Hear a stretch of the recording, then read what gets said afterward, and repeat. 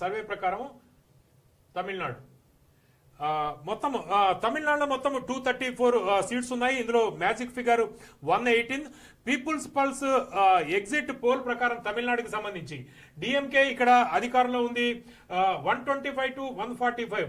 DMK మరోసారి అధికారంలోకి రాబోతోంది. AIADMK plus 65 to 80. TVK 18 to 24, others 2 to 6. ఇది పీపుల్స్ పల్స్ ఎగ్జిట్ పోల్. చెప్పండి. ఈ నంబర్ నాకు చాలా డౌట్ ఉందండి. 18 to 24 రాదు. ఇది 6 కన్నా ఎక్కువ. 6 సీట్ల కన్నా ఎక్కువ వెళ్ళదు. ఓకే, ఈ సీట్లు ఇక్కడికి వస్తుంది. మీరు చూస్తారు ఫైనల్ అనాలిసిస్ 90 దాకా రావచ్చు. ఇది 125 అనేది నడిమిట్లు ఎక్కడో ఆగిపోతుంది, 140 దగ్గర ఆగిపోతుంది. కానీ ఈ విజయ్ కింద రాదు. ఇది this is totally wrong conversion of. అంటే ఇక్కడ కనిపిస్తున్న దాని ప్రకారం విజయ్ కి వచ్చాయంటే ఏఐఏడిఎంకే ఓట్లు, అంటే డిఎంకే కి కాకుండా డిఎంకే వ్యతిరేక ఓటు ఏదైతే ఉందో అది ఏఐఏడిఎంకే కి రావాలి. అది టీవీకే కి స్ప్లిట్ అయ్యింది అనేది పీపుల్స్ పల్స్. మన ఫైనల్ అనాలిసిస్ లో పోల్స్ లో కూడా చూడాలి. ఇది డెఫినెట్ గా మారుతుంది. ఇది 18-24 అనేది ఫిగర్ ఉండదు. అంటే ఇది నిజమై ఉంటే టీవీకే విజయ్ పార్టీ ఏదైతే ఉందో విజయ్ పార్టీ పెట్టడం వల్ల డిఎంకే కి కలిసి వచ్చిన విషయంగా మనం భావించాలి. అంటే డిఎంకే కి చాలా అడ్వాంటేజ్ అవుతుంది.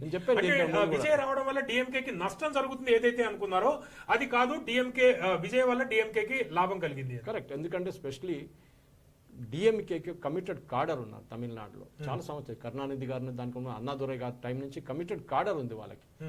ఏ డిఎంకేకి ఉందంటే ఉంది, కానీ వాళ్ళు జయలలిత టైంలో ఎంజీఆర్ టైంలో ఉన్న ఆ కాడర్ ఇప్పుడు లేరు.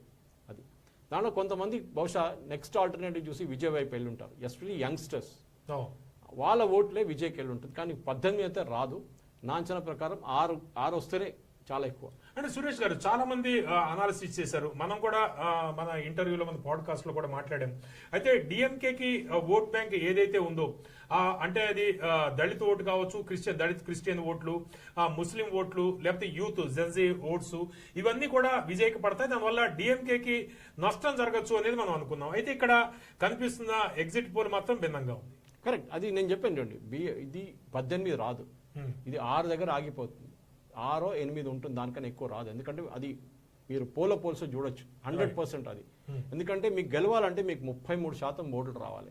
విజయ్కి 33% రాని 1-2 కాన్స్టిట్యున్సీలు వస్తుంది అంతే. 33 గెలిస్తేనే మీరు వీళ్ళిద్దరిని కొట్టచ్చు. మీరు 33% లేదు. మీకు యావరేజ్ ఓట్ చూస్తే పర్సంటేజ్ కూడా మనం చూద్దాము. టీవీకేకి ఎంత వచ్చింది అనేది తమిళనాడు